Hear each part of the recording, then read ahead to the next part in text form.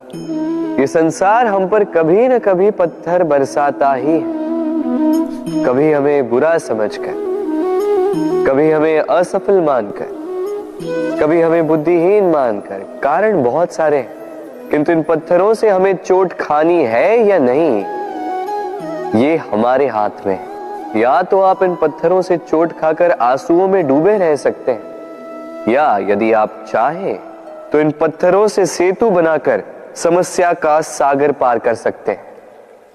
निर्णय आपका।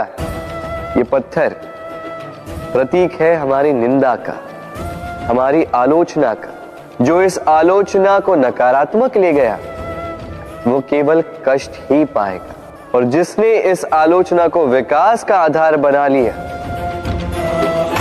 वो सफलता के शिखर चढ़ेगा।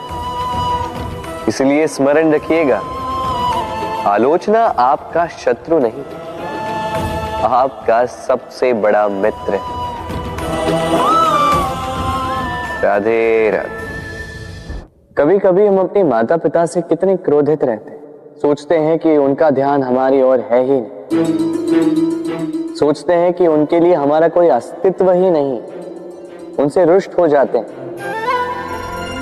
किंतु क्या कभी आपने अनुभव किया है, हमारी आंखों से हमें हमारी नाक कभी दिखाई नहीं देती, क्योंकि वो आंखों के बहुत ही निकट है, आंखों के मध्य में। किंतु जब कोई मुख पर प्रहार करे, हाथ सबसे पहले नाक के क्षेत्र को ही ढक लेते हैं। माता पिता भी कुछ ऐसे ही होते हैं, आपकी भलाई के लिए, आपकी सुरक्षा के लिए सदा तत्पर रहते हैं। इसलिए उनके प्रेम को कभी मत आंकिए। आवश्यक नहीं कि उनका प्रेम आपको हर बार स्पष्ट रूप से दिखाई दे, क्योंकि ये ऐसा प्रेम है जो निरंतर आपके साथ ढाल बनकर आपकी रक्षा करेगा। राधे राधे। हम सब समय की महत्ता को पहचानते हैं। समय ही हमें बनाता है, समय ही हमें नष्ट कर देता है। कभी समय ठीक चलता है तो कभी बहुत ही खराब समय आता है। विचित्र बात यह है कि हम फिर भी समय को ही नष्ट करते हैं। स्मरण रखिएगा, समय केवल जाता है, कभी आता नहीं। इसलिए समय की प्रतीक्षा में समय व्यर्थ ना करें। जो भी करना है आज अभी इसी क्षण प्रारंभ करें। फिर चाहे वो किसी को सुख देना हो या स्वयं को बदलने का प्रयास करना हो, कुछ भी हो, विलंब ना करें, क्योंकि समय उसी का साथ देता है जो समय का सम्मान करता है। राधे राधे। मीठा पानी सबको भाता, परंतु खारा पानी किसी को नहीं भाता। अब सोचने वाली बात यह है कि मोती समुद्र की गहराइयों में ही बनता है। खारे पानी के मध्य में रहकर, हर क्षण भक्षकों से टकराकर, अपने अस्तित्व को दांव पर लगाकर ही सीप मोती प्रदान कर पाती है। कभी सोचा है क्यों? क्योंकि बिना संकटों का सामना किए, बिना विषम परिस्थितियों में उलझे आपको सुख प्राप्त नहीं होगा। इसलिए निडर होकर संकटों का सामना कीजिए और मेरे साथ प्रेम से कहिए, राधे राधे।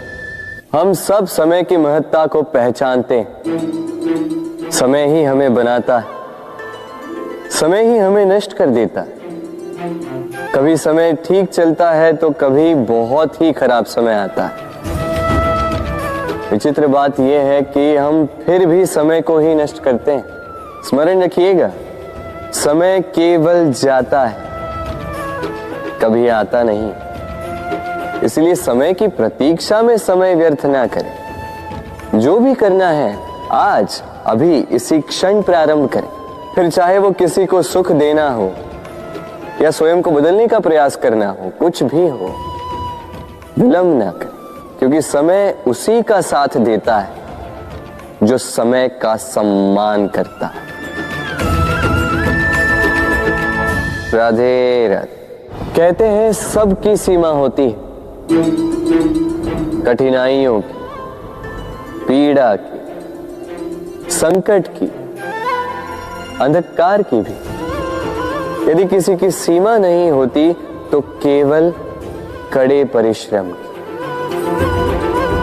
आपने देखा तो होगा, रात कितनी भी काली हो, सितारे परिश्रम से उससे लड़ते रहते हैं और अंत में सवेरा आ ही जाता। आंधियां पंछियों के बसेरे को तहस नहस कर देती, किंतु पंछियां अपने परिश्रम से उसे पुनः बना ही लेती, क्योंकि सीमित को असीमित से हारना पड़ता और परिश्रम असीमित। राधे राधे। बहती नदियां कितनी सुंदर होती हैं, पावन होती हैं। जहां से जाती है वहां एक नया जीवन प्रदान करती, धरा को सींचती, अकाल को दूर रखती, और कदाचित इसीलिए नदी को मां समान पूजा जाता है। किंतु क्या कभी आपने सोचा है कि नदी जन्म कैसे लेती? क्या ये प्रारंभ से ही इतनी विशाल और वेगवती होती है? नहीं, वर्षा की छोटी छोटी बूंदें गिरकर मिलती एक सूक्ष्म धारा बनाती। ये धारा पर्वतों के हिम को काटते हुए, स्वयं में पिघलाते हुए जल प्रपातों से गिरती, चट्टानों से टकराती और फिर जाके नदी बनती। इसी प्रकार ऐसे ही सीधे सीधे कोई महान नहीं बन जाता। छोटे छोटे प्रयास मिलकर एक विशाल व्यक्तित्व बनाते। इसलिए जीवन में प्रयास करते रहिए, अस्तित्व अपने आप ही बन जाए। राधे राधे।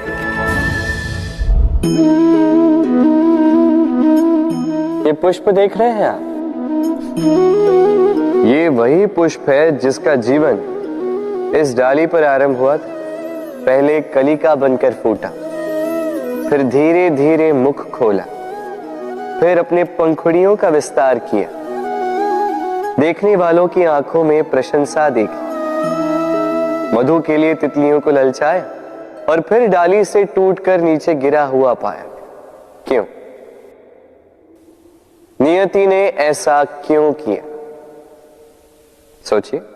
क्योंकि उस डाली पर टिके रहना इस पुष्प के जीवन का ध्येय कभी था ही नहीं। अब या तो ये पुष्प देवताओं के मस्तक पे सुशोभित होगा, या किसी स्त्री के आभूषण में गूंथा जाएगा, या किसी के प्रेम प्रदर्शन का माध्यम बनेगा। देखिए, जीवन में लक्ष्य को पाना है तो यात्रा से भय नहीं होना चाहिए।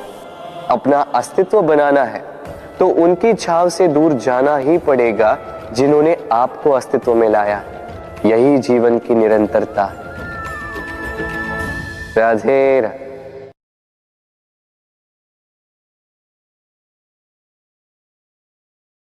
होता है, सागर का जल खारा होता है और किसी नाले का जल दुर्गंध से भरा। क्यों? नदी का जल मीठा होता है क्योंकि वो सबको जल देती है। सागर जल लेता है, इसीलिए खारा होता है। और नाला, उसका बहना रुक जाता है और इसी कारण से वो दुर्गंधपूर्ण हो जाता है, किसी काम का नहीं रहता। हमारे जीवन में भी कुछ ऐसा ही होता है। यदि नदी की भांति जीवन में कुछ देना सीखो तो जीवन में मिठास बनी रहेगी। यदि सागर की भांति बांटने के स्थान पर केवल संचय करते रहो तो मन में खटास बढ़ती रहेगी। और यदि नाले की भांति बहना छोड़ दो, कर्म करना छोड़ दो तो किसी काम के नहीं रहोगे। इसलिए बिना किसी विराम के कर्म करते रहो और जो कुछ भी आपके पास है उसे बांटना सीखो। मन प्रसन्न होकर बोलेगा, राधे राधे।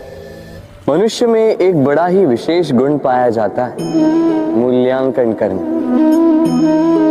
क्या महंगा है, क्या सस्ता है। जिसे खरीदने के लिए अधिक धन लगे अधिक परिश्रम लगे वो महंगा, जिसे खरीदने के लिए कम धन कम परिश्रम लगे वो सस्ता। परंतु क्या यही पूर्णतः सत्य है?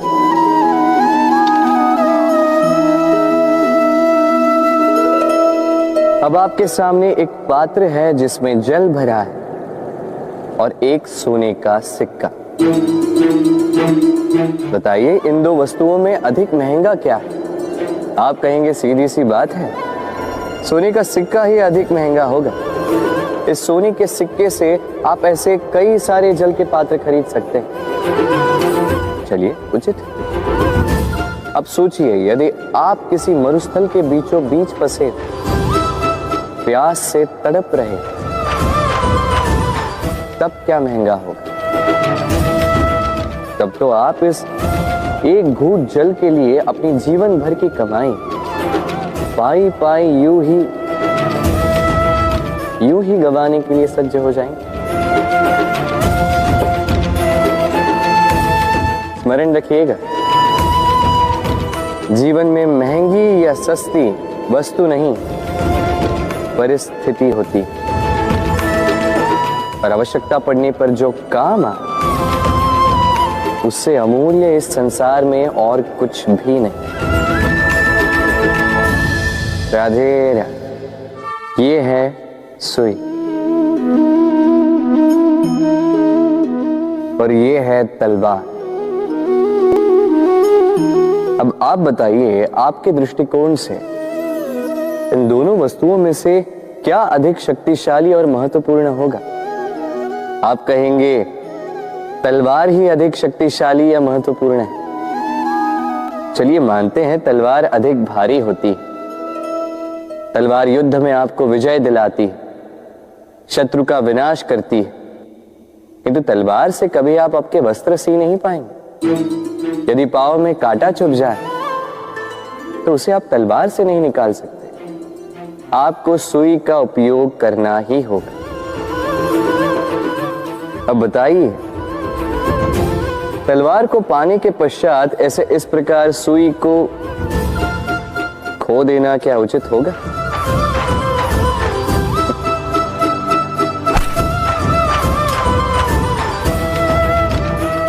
इसी प्रकार जीवन में संपन्न मित्र पाने के पश्चात आपके उन मित्रों को ना खोइए जो कम संपन्न हो, दरिद्र,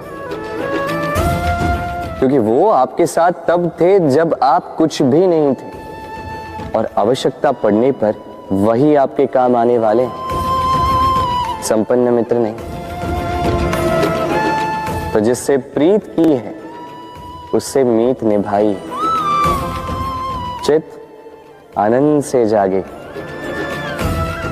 राधे राधे।